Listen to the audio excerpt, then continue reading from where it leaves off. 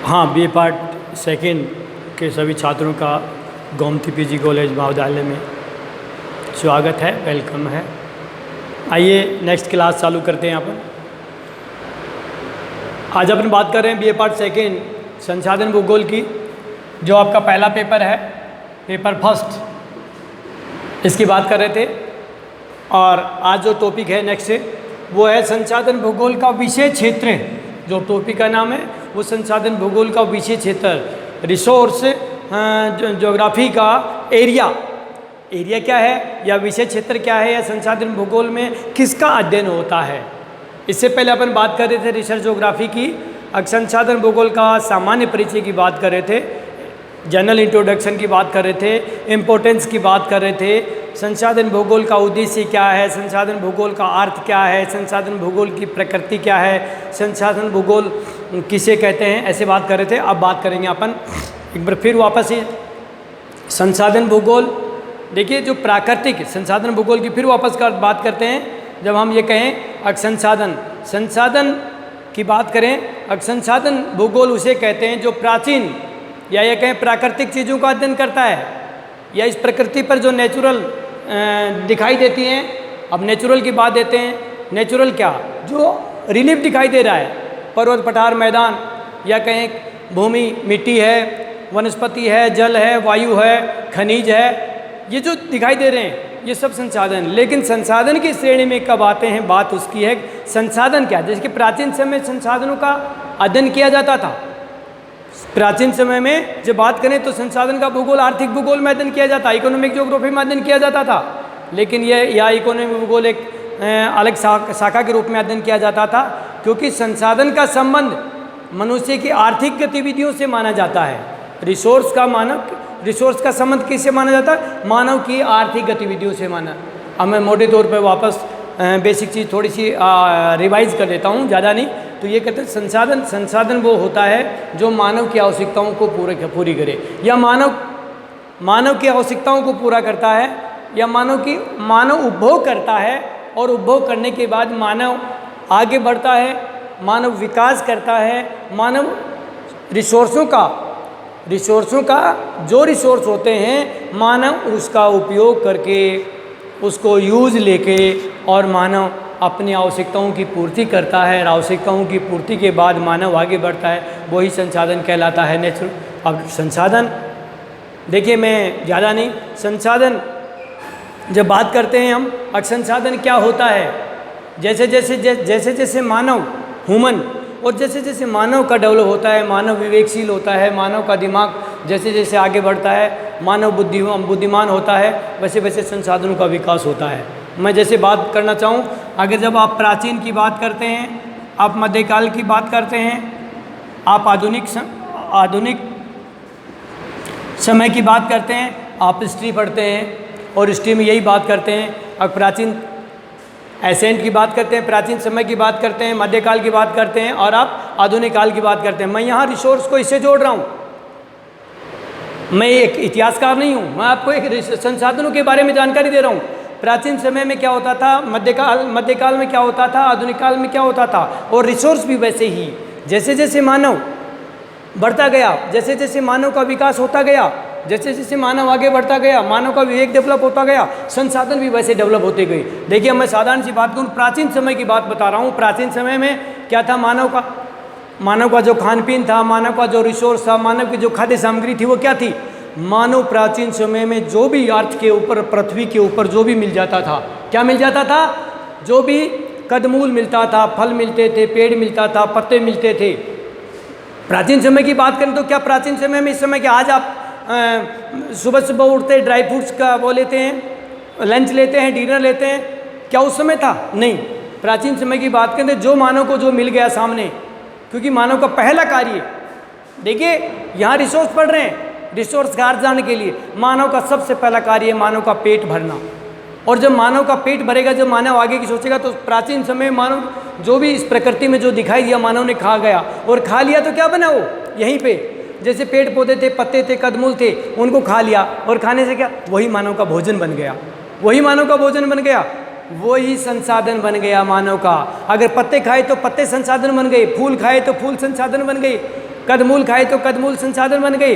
जैसे अभी बात करेंगे, मानव की 3 प्राथमिक रिक्वायरमेंट होती हैं। पहला क्या होता है? रोटी होता है, फिर दूसरा कपड़ा होता है, तीसरा आवास होता है।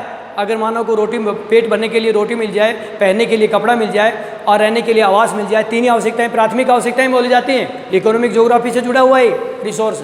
इकोनॉमिक ज्योग्राफी यही कहती है पहली थोड़ी, प्राथमिक आवश्यकताएं क्या है, द्वितीय आवश्यकता क्या है, तृतीय आवश्यकताएं क्या हैं। यहाँ भी बात वही आती है। जब मैं संसाधन भूगोल की बात करता हूँ, संसाधन भूगोल के विषय क्षेत्र की बात करता हूँ, तो प्राचीन समय में मानव जो भी खाया, जैसे वातावरण में, जैसे एनवायरनमेंट में और जैसा खाया, वही क्या बनेगा? संसाधन बना। अब संसाधन बन गया, जैसे हालात में था वो खाया और संसाधन बन गया। लेकिन जैसे ही मानव में मध्यकाल में, वहाँ से आगे आता है मानव, और आगे आता है तो क्या मध्यकाल में पहुँचता है, तो मध्यकाल में क्या हुआ? डेवलप होता है। मानव का बुद्धि विवेक होती है पहले से, प्राचीन से। जैसे मानव पहले आदि मानव था, बांदर के रूप में था वो, और उसी रूप में फिर जैसे मानव आगे बढ़ता है, दिमाग डेवलप होता है, मध्यकाल में आके मानव कुछ सीखता ही। जैसे पहले प्राचीन समय में आप जब हथियारों की बात करते हैं, स्टीयर की, तो आप कुल्हाड़ी वगैरह का कब आविष्कार हुआ, क्या हुआ, तो जब उसके बाद धीरे धीरे मानव ने क्या किया, जैसा मानव ने कच्चा पशु मिल गया, पेड़ मिला, पत्ता मिला, वो खा गया, संसाधन बना। लेकिन जैसे ही अग्नि का आविष्कार हुआ, अब जैसे वही इतिहास के आधार पे अग्नि का आविष्कार हुआ, तो मानव के डेवलप, मानव ने 2 पत्थर लेके चिंगारियाँ स्टार्ट की। हिस्ट्री में पढ़ते हो, यहाँ रिसोर्स पढ़ रहे हैं, और अग्नि आविष्कार हुआ। अग्नि आविष्कार यहीं से मानव की डेवलप आगे विवेकशील बढ़ती है। और वो क्या करता है, उसी ही कच्चे मांस को, उसी फल फूल को पका के खाता है। तो क्या हुआ? मानव में डेवलप होगा संसाधन, वो कच्चा संसाधन था, उसको पका निकाल गया, तो क्या हुआ? वो संसाधन बन गया, दूध वो भी संसाधन बन गया। लेकिन उसमें न्यू टेक्नोलॉजी डाल दी, न्यू तो नहीं डाल कहे हम, हल्का सा तकनीकी डाल दी, पका के खाने लग गया। और जब आधुनिक की बात करते हैं, तो आज देखिए मानव एसी में बैठता है, पका पका भोजन तैयार होता है। क्या उस समय पहले तो प्राचीन में तो नहीं था? तो मानव धीरे धीरे विकास, जैसे जैसे मानव का डेवलप होता है, जैसे जैसे मानव विकास होता है, जैसे जैसे मानव की बुद्धि विकसित होती है, संसाधनों का विकास भी वैसे ही होता है। हम इसका उदाहरण एक छोटा सा बात करूँ, हम चौक की बात करते हैं, इस चौक की बात करें, ये चौक ब्लैक बोर्ड पे काम आता है, और एक ब्लैक बोर्ड पे काम आता है, तो क्या था? ये मिट्टी का बना हुआ, ये मिट्टी ये संसाधन है। लेकिन इस मिट्टी को हमने काम नहीं लिया जब तक संसाधन नहीं थी, इस पेन को काम नहीं लिया जब संसाधन नहीं था। लेकिन जैसे ही इस चौक को ब्लैक बोर्ड पे काम लिया, इस पेन को ब्लैक बोर्ड पे काम लिया, काम आ गया। क्योंकि मानव ने क्या किया, इसी मिट्टी में केमिकल डाल दिया। दिमाग धीरे धीरे, पहले दिमाग नहीं था तो संसाधन नहीं था, जैसे मानव में धीरे धीरे विवेक बढ़ा, तो ये मिट्टी को काम लिया, इस मिट्टी में आगे चौक बनाई जाती है, तो इसमें केमिकल डालकर चौक बना दिया, विकसित हुआ। और वहीं ये चौक लिखने के ब्लैक बोर्ड में काम आ गया, तो क्या संसाधन मिला। ये जो लकड़ी है पहले काम नहीं ले रहे थे, संसाधन नहीं थी, लेकिन जैसे इसको काम लेने गए, क्या हो गया? संसाधन बन गई। लकड़ी पड़ी थी, पेड़ पौधे थे, काम नहीं आ रहे थे तब तो कोई संसाधन। लेकिन जैसे हम इसको फर्नीचर के रूप में काम लिया, आवास के रूप में काम लिया, जलाने के रूप में काम लिया, ईंधन के रूप में काम लिया, अन्य घरेलू में काम लिया, संसाधन बना।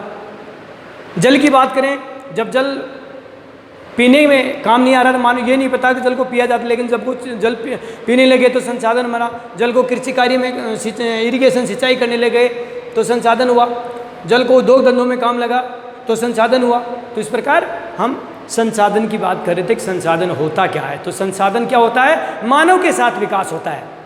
जैसे जैसे मानव डेवलप होगा, जैसे जैसे मानव विकसित होगा, संसाधन भी विकसित होगा। क्योंकि संसाधनों का उपयोग कौन कर रहा है? मानव कर रहा है। और मैं इसी का एक, जैसे मान लो संसाधन पहले प्राचीन, अब यहीं एक दूसरा उदाहरण, प्राचीन समय में क्या था? रिसोर्स की बात कर रहा हूँ। प्राचीन समय में ये जो एनवायरनमेंट है, ये जो प्रकृति है, ये वातावरण है, इससे मानव घिरा हुआ था। यानी कि प्रकृति ने मानव को घेर रखा था, या प्रकृति के अधीन था मानव। प्राचीन समय में प्रकृति के अधीन था, ये फैक्ट बात है, आप उठा के देखेंगे। प्राचीन समय में प्रकृति के अधीन था मानव, मानव अधीन था। लेकिन क्या हुआ मध्यकाल में? अरे यहाँ ह्यूमन की जनसंख्या धीरे धीरे बढ़ रही है, और मध्यकाल में क्या हुआ? जनसंख्या बढ़ गई। पहले एक था, 1 से 10 हो गए, जनसंख्या बढ़ी। तो मध्यकाल में क्या हुआ? एडजस्टमेंट, यानी कि सामंजस्य हुआ। जनसंख्या इतनी बढ़ी, इतनी तेज भी नहीं बढ़ी, तो संसाधनों के अनुकूल बढ़ी। तो संसाधनों और जनसंख्या में, दोनों में या संसाधन और मानव में दोनों में आत्मनिर्भरता थी, यानी कि सामाजिक बना रहा। लेकिन आज आधुनिकता की बात कर रहे हैं, आज आधुनिकता की बात कर रहे हैं, में इतनी जनसंख्या बढ़ी है, जहाँ 1 से 100 हुए थे, 100 से लाख, 100 से आधुनिक लाख, पॉपुलेशन क्या हुई, बढ़ी। तो क्या हुआ, आज क्या है, मानव, पहले मानव प्रकृति के अधीन था, प्रकृति मानव को चारों ओर से घेर रखा था, लेकिन आज प्रकृति ने मानव ने प्रकृति को घेर लिया, उल्टा हो गया वापस। और यही स्थिति संसाधनों की हो रही है, यही जो आज देख रहे हैं। आज पॉपुलेशन ज़्यादा होने से, जनसंख्या ज़्यादा होने से आधुनिक समय में क्या हो रहा है, मानव, प्रकृति जो है वो मानव की दास बन गई। लेकिन प्राचीन समय में क्या था, प्राचीन समय इसका उल्टा था, मानव प्रकृति का दास था। आज प्रकृति मानव की दास बनी हुई है। तो ये अपन बात कर रहे थे, एक साधारण लॉजिक की बात कर रहे थे। अब इससे आगे बात करें, संसाधन का जो विषय क्षेत्र की बात कर रहा था, संसाधन का अध्ययन होता है तो संसाधन का विषय क्षेत्र क्या होता है। संसाधन भूगोल में किसका अध्ययन होता है, तो संसाधन भूगोल के मैं विषय क्षेत्र की बात करता हूँ तो इसे 4 प्रकार का होता है विषय क्षेत्र, और 4 प्रकार की मैं बात करता हूँ। तो जब पहला बात करता हूँ संसाधन भूगोल के विषय, तो संसाधनों का उद्भव और वितरण, संसाधन का उद्भव व वितरण। मैं जब दूसरी बात करूं, यहाँ पहला संसाधन का उद्भव कैसे होता है, उसका वितरण क्या होता है। तो एक मानव संसाधन व वातावरण से संबंध, मानव संसाधन व वातावरण से संबंध, अभी जो बात कर रहे थे वो बात करेंगे। और तीसरा विषय क्षेत्र की बात कर रहे हैं, अब तीसरा बात करें, अब तीसरा क्या है, संसाधनों का उपयोग,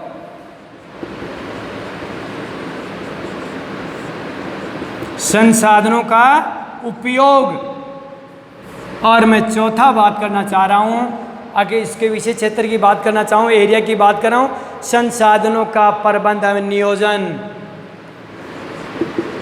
संसाधनों का प्रबंध एवं नियोजन। देखिए भाई, अभी जो बात कर रहे थे संसाधन क्या होता है, संसाधन क्या, फिर भाई ये बात कर रहे थे संसाधन, मानव, जैसे जैसे मानव की आवश्यकताएं बढ़ती हैं संसाधन उसी प्रकार होते हैं, और संसाधनों और मानव का संबंध इस प्रकार। लेकिन हम आज जो बात करना चाह रहे थे बेसिक संसाधन भूगोल का विषय क्षेत्र, रिसर्च ज्योग्राफी का एरिया क्या है। और जब एरिया की बात करते हैं तो 4 मुख्य ये बातें सामने आती हैं। जो पहले की बात करते हैं कि संसाधनों का उद्भव व वितरण, संसाधनों का उद्भव, संसाधनों का विकास कैसे होता है और संसाधनों का वितरण कैसे। इस पृथ्वी के ऊपर जब आप ये बात करते हैं संसाधनों का, इस पृथ्वी पर वितरण क्या है इसका, संसाधनों का जब बात इससे अभी बात कर रहे थे, पृथ्वी पर संसाधनों का किस प्रकार उद्भव, किस प्रकार है, वितरण किस प्रकार है, संसाधन कहाँ कहाँ हैं, संसाधनों का किस रूप में वितरण है, संसाधन कौन सा संसाधन है। अब देखिए अपने आप में मैं मुख्य रूप से कहूँ, संसाधन की बात करते हैं तो संसाधन 2 ही होते हैं यहाँ, एक होता है संसाधन प्राकृतिक, एक होता है मानव। अब यहाँ ह्यूमन की बात करता हूँ तो सबसे बड़ा संसाधन अपने आप में मानव है, मानव भी अपने आप में संसाधन है। अब ये कहें जो मानव, अभी आगे प्रकृति, प्राकृतिक संसाधन क्या है और मानव संसाधन क्या है, और इसका उद्भव वितरण कहाँ है। अभी एक उदाहरण लेना चाहिए हम दोनों का। संसाधन का उद्भव और वितरण, पृथ्वी पर संसाधन कैसे हैं, तो प्राकृतिक संसाधन 2 ही संसाधन दिखाई दे रहे, और दूसरे मानव संसाधन। अब मैं एक ही जानना चाहता हूँ आपको, आपका जल की बात करता हूँ, जल संसाधन की बात करता हूँ, चाहे वायु संसाधन की बात करूँ, जल की करूँ, भूमि की बात करूँ, खनिज की बात करूँ, मिट्टी की बात करूँ, मैं जल की बात करना चाहता हूँ। अब जल संसाधन का वितरण क्या है, देखिए जल संसाधन के वितरण की बात करता हूँ। उससे पहले मैं भी जैसे पृथ्वी है, ये पृथ्वी है, इस पृथ्वी पर वाटर रिसोर्स का कैसे वितरण है, उद्भव क्या है, कहाँ है इसका, जल का कैसे विकास होता है, जल की उत्पत्ति कैसे होती है और इसका वितरण कैसे है। जब मैं ये बात करता हूँ इस पृथ्वी पर 7 महाद्वीप हैं, 5 महासागर हैं, जब ये करूँ कि यहाँ पर ये उत्तरी अमेरिका है, यहाँ पर दक्षिणी अमेरिका है और यहाँ पर यूरोप और एशिया है और ये बीच में जगह खाली है ये, और जब ये कहूँ कि ये आपका अफ्रीका है या ऑस्ट्रेलिया है, ये जो जगह बस्ती है, अभी बात कर रहा हूँ, ये जो जगह बस्ती है, ये जो जगह बस्ती है, ये जो यहाँ इंडिया के इसके पास ये जगह बस्ती है, ये क्या खास, यहाँ क्या पानी है, वाटर है। जब मैं ये कहूँ 29 और 71 ये स्थल है और ये जल है, तो मैं ये कहूँ कि ये जल किस रूप में वितरण है पृथ्वी के ऊपर। अब पृथ्वी की बात आती है तो यहाँ ज्योग्राफी की बात करूँ, रीजनल स्टडी आती है, एक प्रादेशिक अध्ययन। अब जल का प्रादेशिक वितरण किस रूप में है। आप पूरी पृथ्वी की बात करें, अब पृथ्वी पर जल के रूप में कहें तो 5 महासागरों की बात करें, जब बात करें किसी महाद्वीपों की बात करें तो एशिया महाद्वीप की बात करें, जैसे हम भारतीय एशिया में आता है, एशिया में जल का वितरण किस रूप में है, जल का उद्भव कैसे है, जल का वितरण कैसे है। यहाँ भी अभी रीजन की बात कर रहे हैं, रीजनल ज्योग्राफी की बात कर रहे हैं। पृथ्वी की बात आती है, एक पृथ्वी के 2 की बात आती है तो एशिया महाद्वीप रीजन बन जाता है। जब कंट्रीज़ की बात करते हैं तो इंडिया एक रीजन बन जाता है। अब भारत में जल का वितरण किस रूप में है, पानी सागरों में है, एक नहरों में है, एक झीलों में है, कुओं में है, एक खुला है, ऐसी बात करें वाटर रिसोर्स की। तो मैं इसी प्रकार फिर बात करें राजस्थान की बात करें शेखावाटी की बात करें, झुंझुनू, ऐसे एक छोटे से रीजन से लेके बहुत बड़े रीजन तक या पूरी पृथ्वी की हम बात कर सकते हैं। संसाधन का उद्भव और वितरण की बात कर सकते हैं। अब संसाधनों का कैसे विकास होता है और विकास की बात करते तो मानव की आवश्यकताओं के अनुसार संसाधनों का विकास होता है। वितरण की बात करता हूँ तो प्राकृतिक रूप से इनका वितरण होता है, नेचुरल, क्योंकि नेचुरल रिसोर्स है तो नेचुरल रूप से इसका वितरण होगा जहाँ जिस प्रकार की लोकेशन होगी। दूसरा आता है मानव संसाधन, अभी बात कर रहे थे, यहाँ इसको विस्तार से देख लेंगे। दूसरा विषय मानव संसाधन में वातावरण से संबंध, ह्यूमन रिसोर्स और एनवायरनमेंट से रिलेशन कैसा है।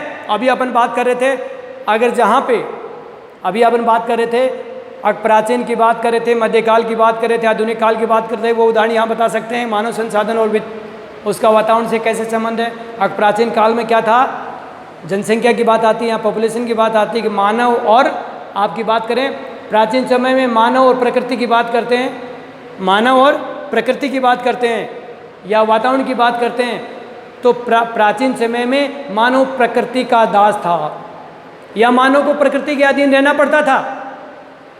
लेकिन जब मध्यकाल की बात करें तो दोनों में अंतर संबंध था, दोनों में समायोजन बना रखा था।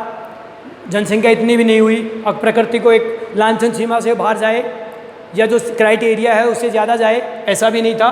तो इन दोनों को अगर रिसोर्स को आत्मबल या कहते हैं कि रिसोर्स को सम्मानपूर्वक या रिसोर्स को बनाना है तो मानव संसाधन और वातावरण से संबंध बनाना पड़ेगा। जब तीसरी बात आ रही थी संसाधनों का उपयोग, रिसोर्स को यूज कैसे करते हैं, उपयोग। देखिए यहाँ हम कह सकते हैं संसाधन का उपयोग कौन करता है, संसाधन का उपयोग ह्यूमन करता है, मानव उपयोग करता है, तभी तो संसाधन बनता है, नहीं तो संसाधन ही नहीं कहलाता है। अब किसी भी को भी देखें, जब तक हमें, जैसे अभी बात कर रहे थे, मानव की आवश्यकताएं 3 होती हैं, रोटी कपड़ा और मकान होती है, प्राथमिक आवश्यकताएं होती हैं।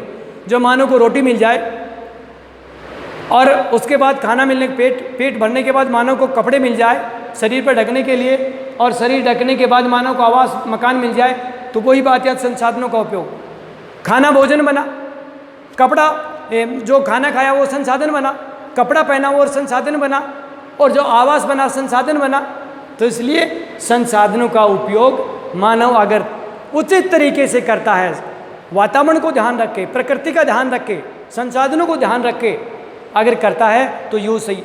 एक जैसे हमें आवश्यकता होती है, इसका छोटा सा उदाहरण लूँ मैं। वैसे राजस्थान में एक राजेंद्र सिंह जल बाबा के नाम से जानते हैं, उन्होंने काफ़ी इस बारे में जो वाटर रिसोर्स की बात आती है तो बहुत अच्छा उदाहरण दिए हैं।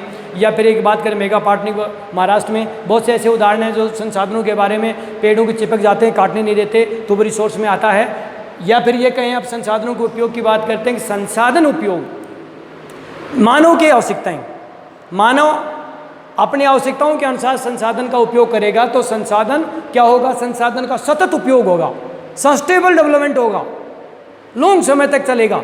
और आवश्यकता से अधिक संसाधन का उपयोग करेगा तो संसाधन धीरे धीरे दोहन हो जाएंगे, संसाधन धीरे धीरे खत्म हो जाएंगे, संसाधन धीरे धीरे संसाधनों का एक ये कहें एक किनारा आ जाएगा। जैसे आज बात करना चाहें, अब बात करें तो धीरे धीरे मैं कर रहा हूँ जल संसाधन की बात करें, अगर आप 3 दशक पहले की बात करते हैं और यहाँ राजस्थान की बात करते हैं, शेखावाटी रीजन की बात करते हैं, तो 3 दशक 30 साल पहले हमारे वाटर लेवल बहुत ऊपर था लेकिन जब आज बात करते हैं तो वाटर लेवल 500 फीट से भी गहरा गया। इसका मतलब जल का उपयोग ज़्यादा बढ़ा, क्योंकि कारण उस समय पॉपुलेशन कम थी, तो कम थी, संसाधन भी कम काम लिए। जैसे जैसे पॉपुलेशन बढ़ती है संसाधन अधिक उपयोग होते हैं, तो संसाधनों का उपयोग इस प्रकार करें ताकि मानव की आवश्यकताओं का काम भी हो जाए और आगे आने वाला फ्यूचर भी, जो आगे आने वाली जो पीढ़ी है उसके लिए भी हम छोड़ दें। चौथी बात आती है, मेन बात आती है, संसाधनों का प्रबंध और नियोजन क्या होता है। देखिए रिसोर्स की बात आती है, रिसोर्स का मैनेजमेंट क्या होता है, रिसोर्स का प्लानिंग क्या होती है। इसकी बात करें, मैं पीजी आधार या ये कहूँ मैं आप सेकेंड ईयर के आधार की बात करूँ, पीजी आधार पे तो लार्ज स्केल पे हो जाता है इकोनॉमिक ज्योग्राफी में, लेकिन यहाँ मैं बात करता हूँ रिसोर्स का मैनेजमेंट और रिसोर्स का नियोजन। अगर संसाधनों का प्रबंध सही तरीके से करेंगे, उचित तरीके से करेंगे, हर मानव या ये कहीं बात कंट्री की बात लेते हैं, भारत के हर व्यक्ति की एक जिम्मेवारी होती है, हर व्यक्ति की एक मतलब एक तार्किक बात ये समझ में आनी चाहिए कि भाई संसाधन जो भी हैं, प्राकृतिक संसाधन हैं, उनको हम इस तरह उपयोग लें ताकि हमारे काम आ जाए, आने वाली पीढ़ी के काम आ जाए। लेकिन नहीं, संसाधनों का जो मैनेजमेंट कर रहे हैं, संसाधनों का जो प्रबंध कर रहे हैं, वो कुप्रबंध कर रहे हैं, आवश्यकता से ज़्यादा कर रहे हैं। आज क्या हो रहा है, ये हो रहा है जितना काम में ले लिया जाए उतना कम। जैसे चाहे आप वनों को ले लीजिए, चाहे आप खनिजों को ले लीजिए, चाहे आप मिट्टी को ले लीजिए, चाहे आप जल को ले लीजिए।